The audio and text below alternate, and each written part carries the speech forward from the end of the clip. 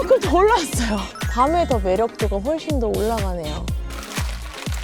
지금 종로구 안에서 우리가 외국인 도시민박업이나 단기 임대로 할 수 있는 곳이 있는지 이 추운 겨울에 임장을 왔는데요. 와, 종로구 안에서도 이렇게 창신동 근처는요 고바위입니다. 언덕이 굉장히 가파라요. 그래서 창신역에서부터 지금 역까지 걸어왔는데 이게 다가 아니에요. 지금 눈높이 보이시나요?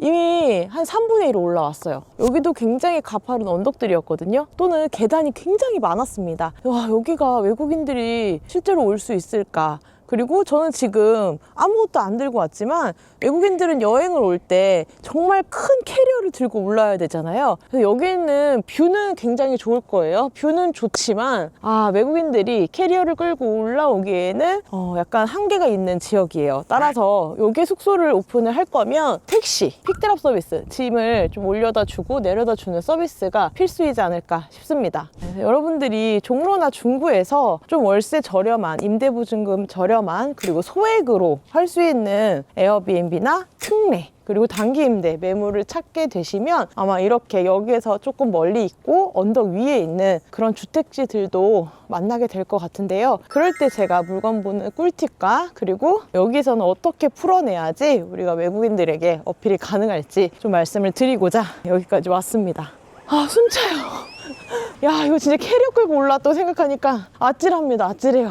자, 여기서 보시면은 좀 밑에가 안 보이죠? 눈높이가 이미 지상으로 붕 떠 있어요. 이런 것들은 너무 예쁘지 않나요? 단층으로 되어 있고 여기는 택시가 왔다 갔다 길도 가능할 것 같고 좀 안에 내부를 이쁘게 꾸미면 외국인들한테도 선택받을 수 있는 여지가 있을 것 같아요. 와, 여기는 주택을 사고 싶다. 언젠가 재개발이 들어갈 그럴 지역 같아요. 근데 종로구고 워낙 핫한 지역에 언덕 위에 주택지들 오랜만에 임장 오네요. 옛날에 한남동이랑 용산 임장 갈 때 그런 느낌이거든요. 언덕이 쭉 있고 그 위에 주택지가 있는데 다 누군가는 거기에서 거주를 하고 계시고, 그리고 더 재밌는 건 이렇게 언덕이잖아요. 시민들을 위한 열선을 깔아주는 경우도 많이 봤습니다. 자, 여러분, 요거예요. 이 계단을 쭉 올라와야지 제가 서 있는 이곳이 나옵니다. 그리고 여기서는 반지하라고 해도 밑에서 보면 지상이고 위에서 보면은 반지하 같기도 하고, 그래서 이 언덕의 장점은 반지하라고 표기가 되어 있지만 1층인 경우가 많다라는 것도 있습니다. 와, 밑에가 안 보여요. 캐리어가 있으면 진짜 이건 불가능. 내려가도 내려가도 끝이 없는 계단들 보이시나요? 지금 우리 카메라가 기운 거 아니거든요. 보이세요? 이렇게 위로 언덕으로 돼 있어요. 우리 한참 더 올라가야 돼요. 분명히 월세는 쌀 거예요. 이런데 투룸 구조는요, 보통 월세가 50만 원 하고 정말 싼 거는 30만 원에도 있습니다. 그런데 과연 여기에 숙소 오픈하면 될까? 되긴 될 거예요. 뷰가 환상적으로 멋져야 됩니다. 그리고 픽드롭 서비스가 완벽하게 이루어져야 하고요. 그리고 우리가 특례 물건이나 에어비앤비, 외국인 도시민박업 매물을 막 찾게 되면은 일단 우리는 가격도 저렴해야 되지만 임대인이 외국인 도시민박업으로서의 전대를 허용을 해야 되잖아요. 그런 물건들은 보통 세가 잘 안 나가는 반지하나 계단이 쭉 있는 3층, 4층일 경우가 상당히 많습니다. 실제로 매물이 외국인 도시민박업 가능해요 라고 해서 가서 보면은 이렇게 언덕 위에 있거나 이렇게 계단폭 많은, 아니면 반지하에 있는 경우가 상당히 많거든요. 그런데 그게 왜 그러면 특례가 되고 외국인 도시민박업이 되냐? 지금까지 세가 안 나간 거예요.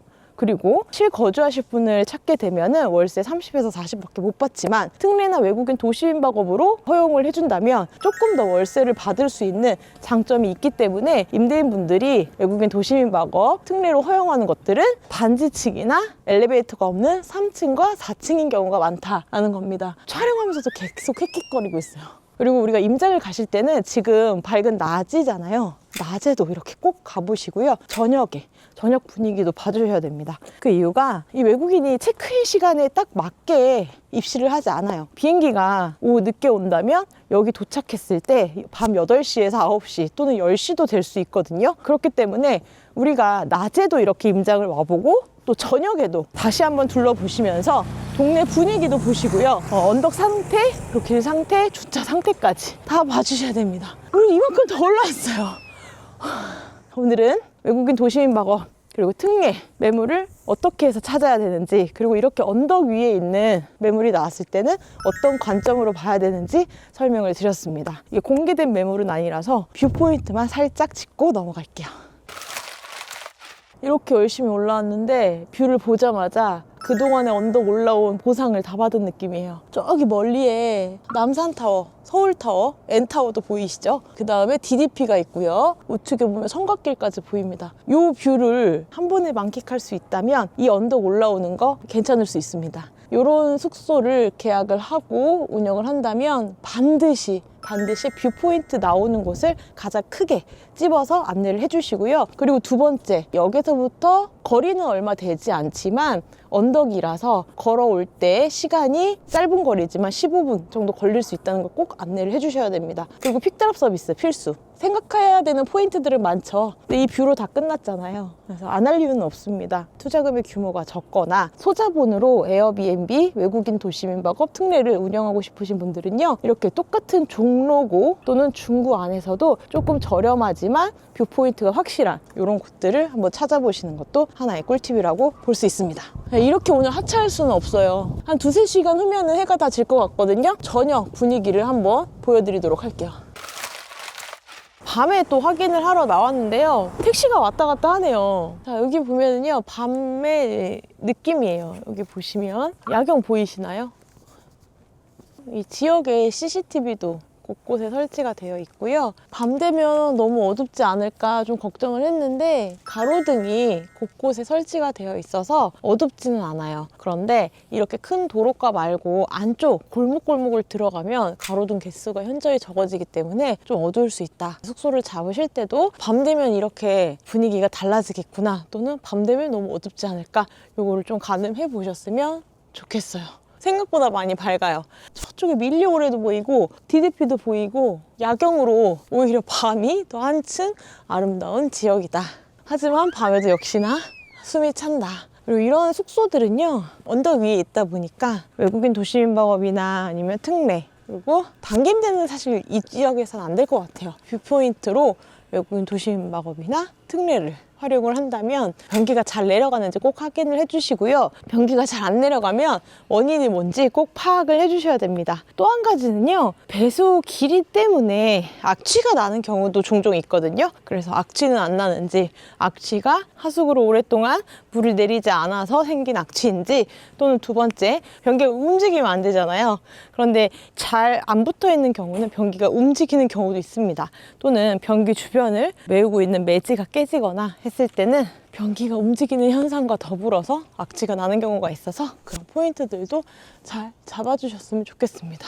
그리고 이렇게 택시를 이용을 하거나 저처럼 걸어서 오는 경우도 있지만 차를 갖고 이동하는 경우도 상당히 많기 때문에 주차장, 공영 주차장이 어디에 있는지, 그리고 공영 주차장이 없다면 주차를 어떻게 해야 되는지까지 꼭 확인을 해주세요.